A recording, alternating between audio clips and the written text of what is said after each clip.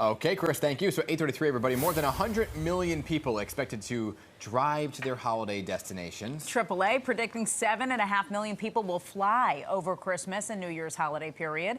And these are the highest numbers we've been seeing since 2019. AAA Northeast spokesperson Robert Sinclair joining us this morning, giving me the thumbs up with all the stats I've been giving, right? Very good. You saved me having to say them. There you Honestly, go. what do we need to know before we hit the road? Because people are even headed to the airports, which sometimes takes an hour of travel time. Well, the road is part of the problem for the airports, because I'm hearing stories about people missing flights because they got stuck in vehicular traffic on their way to the airport. So usually we say 2 hours before a domestic flight, 3 hours before an international flight. Maybe it should be 3 and 4. Yeah, but get there extra early, because you miss your flight, you're going to have a tough time. Well, and that's just getting to the airport. That's the challenge of getting there, right, and navigating the roads. But once you're at the airport, we're seeing the long lines as well. And there was a story we covered the other day about whether or not there was enough TSA agents and overall whether the airports had enough staff. Supposedly, after last year, they're well staffed.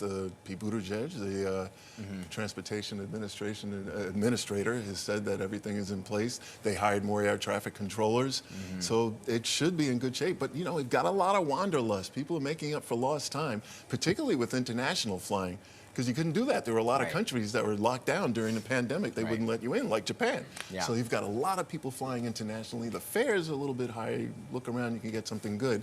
But I think it's because of that, because we've got that pent-up desire that we didn't satisfy for 2 or 3 years, that a lot of people are traveling. If we do have less cancellations because of air traffic controller issues, like if that's all cleared up, and we don't really have crazy weather issues this year, are there protections that passengers need to take into consideration this year, or can we just leave that alone? Getting travel insurance is very important, but it's important you read the contract of carriage, I believe it is, with your airline, because if it's an act of God, if it's weather, they're not obligated to do anything for you. They probably will, but it might take a day or two.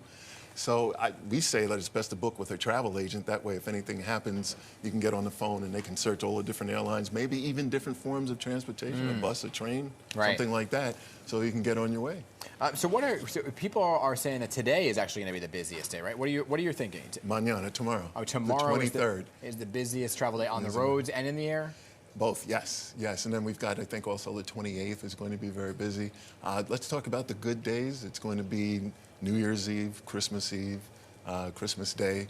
So on those days, I didn't go in sequence. But those days would probably be best to travel, particularly if you're driving. You have to remember that New York is number 8 on the popular destination list. So a lot of people leaving, a lot of people coming here, and a lot of people moving around within the region. And traffic is always bad, so it's going to be particularly bad.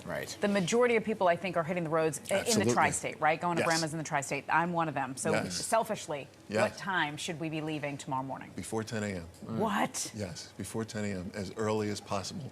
And please, please, please make sure your vehicle is ready. We're anticipating 937,000 breakdowns over the holiday travel period. Flat tires, dead batteries, lockouts, transmissions, cooling systems. Tires and batteries, easy. Check the tire pressure, get the battery tested, make sure it's in good shape. Because if you break down, we lack modern transportation engineering on our roads here, so there's no shoulder on a lot of roads. So you're breaking down in traffic. Every year, 70 motorists are killed with a disabled vehicle. First responders are killed. We lose a tow truck driver somewhere in the United States every 2 weeks. That's why we have the slow down, move over laws. You see the flashing lights, slow down well below the speed limit, and change lanes if you can. And the law is expanded in March to cover civilian drivers, and the drunk driving situation is just very, very bad.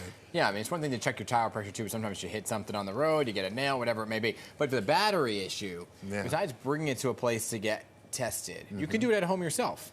You can. You have to have a voltmeter, and you have to know how to read it. But what happens is, particularly in traffic, and if it's at night and raining, you know, the engine's at idle, it's not spinning the alternator fast, you're not making a lot of electricity, and vehicles these days are festooned with electronics, electronic ignition and all of this kind of stuff, so you start pulling power from the battery to run all these systems, lights, wipers, heater, radios, and what happens is if your battery is bad, it starts pulling power from the battery and all of a sudden shut down and you're stuck. So. If you're staying within the 5 boroughs, you know, the tree has been extremely popular. Like, wow, the amount of tourists coming back to New York City and checking out our decorations is quite the craze. So if you're staying within the 5 boroughs, what's your advice? Take the subway. Yeah, right. Ride public transportation, because the intra-city roads are going to be very, very busy. Yeah. They're busy all the time. Well, yeah. You And know, so besides that, you said tomorrow, you said the 28th, that's for the return? Yes, that's probably the return. So tomorrow is the busy day for going. 23rd tomorrow, yeah. 28th is the busiest day for coming home. Yeah. So work out early. Yeah. Early. You'll beat the crowds. You'll be able to do all right. I like that. Traveling on the holiday is the best. Coming home Christmas Day, coming home New Year's Day. I've been giving that advice for 20 years now. And in fact, one of your producers tells me that she follows it particularly for Thanksgiving. Yeah. You know, wait till Thanksgiving morning, get up, leave early. Same thing. Do that now. That's what I should do. Yeah. All right, Robert Sinclair, thank you so much for being here. We so to see appreciate you. you. Thank Happy you for holidays having to me. you as Thanks well. for the always best to you coming and in. your All your family. stuff this year. It was great to have you all year long, as always. Oh, thank you so much we'll for having me. I appreciate See you it. in 2024. Yes, indeed.